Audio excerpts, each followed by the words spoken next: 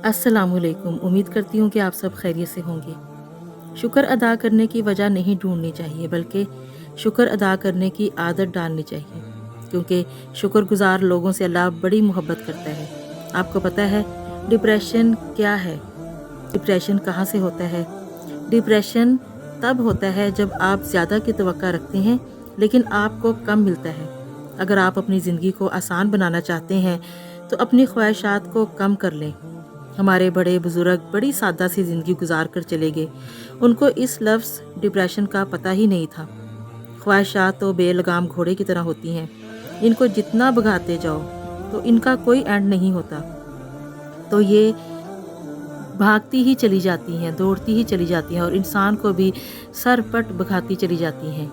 हमारे यहाँ इन बीमारियों का बहुत ज़िक्र किया जाता है, जैसे कि डिप्रेशन, ब्लड प्रेशर, गुर्दे, जिगर, शुगर के मसले मसाइल बहुत ज़्यादा हैं। लेकिन जो इनसे भी बड़ी बड़ी बीमारियाँ हैं उनका हम जिक्र करते ही नहीं हैं। बड़ी बीमारियाँ जैसे कि लालच बहुत बड़ी बीमारी है, और तकब्बुर, ये तकब्बुर तो बहुत ही बड़ी बीमारी है। और हिर्स भी कितनी ख़तरनाक बीमारी है। होना तो ये चाहिए कि इनका इलाज करना चाहिए।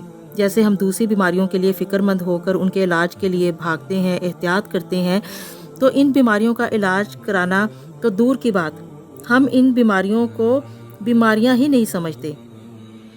आप हमेशा एक बात याद रखें, जिस्म तो बाद में बीमार होता है, हमेशा पहले रूह बीमार होती है।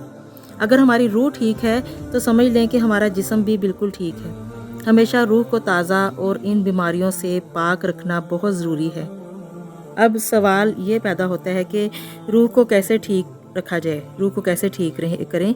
तो ये याद रखें कि कभी भी उस बंदे को कामयाब ना समझें कि जिसने कि हम कहें कि इस बंदे ने तो बड़ा माल इकट्ठा कर लिया है तो ये बड़ा कामयाब है। बल्कि देखना ये चाहिए कि इस माल से कितने बंदे फैज़याब हुए हैं, कितने लोगों को फ़ायदा पहुंचा है। जिस दरख्त से फल ना मिले उस दरख्त का क्या फ़ायदा।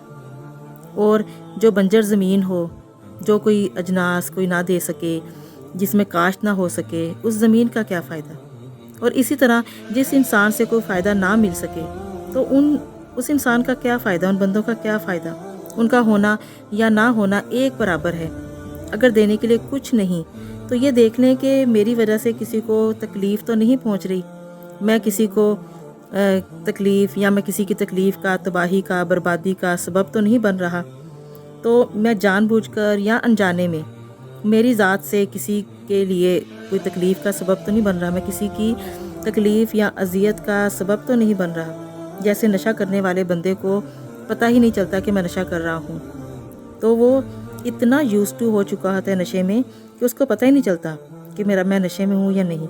इसी तरह इन बीमारियों का जिसको ये बीमारियां लगी होती हैं उनको पता ही नहीं चलता कि तकब्बुर करने वाले को ये पता ही नहीं चलता कि वो कितना तकब्बुर कर रहा है और वो इस बीमारी में किस कदर जकड़ा हुआ है। इसी तरह कंजूस शख्स जो होता है, कंजूस शख्स तो बेचारा इतना काबिल रहम बंदा है कि वो सारी ज़िंदगी दूसरों के लिए दौलत इकट्ठी करता रहता है।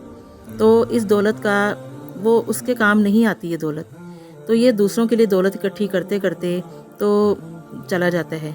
तो जो अपनी ज़िंदगी में अपनी दौलत को अपने काम ना ला सका, वो किसी के और क्या काम लाएगा। ऐसा बंदे तो ज़िंदगी गुजारते नहीं बल्कि ज़िंदगी काट के जाते हैं। बस आखिर में यही कहूँगी कि अगर डिप्रेशन से दूर रहना चाहते हैं, खुश रहना चाहते हैं, तो जिस्मानी बीमारियों के साथ साथ रूहानी बीमारियों का भी इलाज करवाएं और सब्र शुक्र करने की आदत डाल लें। हर वक्त अल्लाह ताला का शुक्र अदा करते रहा करें और जो भी मिल जाए उस पर सब्र करते रहा करें और हर एक के काम आएँ। आप अल्लाह ताला की मखलूक को फ़ायदा पहुँचाएँ, आप अल्लाह ताला की मखलूक को फ़ायदा पहुँचाने वाले बने। और अगर फ़ायदा नहीं पहुँचा सकते तो कम से कम इतना तो ज़रूर होना चाहिए कि हमारी ज़ात से किसी को नुकसान या तकलीफ़ ना पहुँचे, हम किसी को नुकसान या तकलीफ़ पहुँचाने का सबब ना बने। और जो भी मिल गया तो शुक्र अल्हम्दुलिल्लाह, और जो ना मिल सका तो सुभान अल्लाह। इंशाल्लाह आपसे फिर मुलाकात होगी। अपना ढेर सारा ख्याल रखिएगा। इजाज़त चाहती हूँ। अल्लाह हाफ़िज़।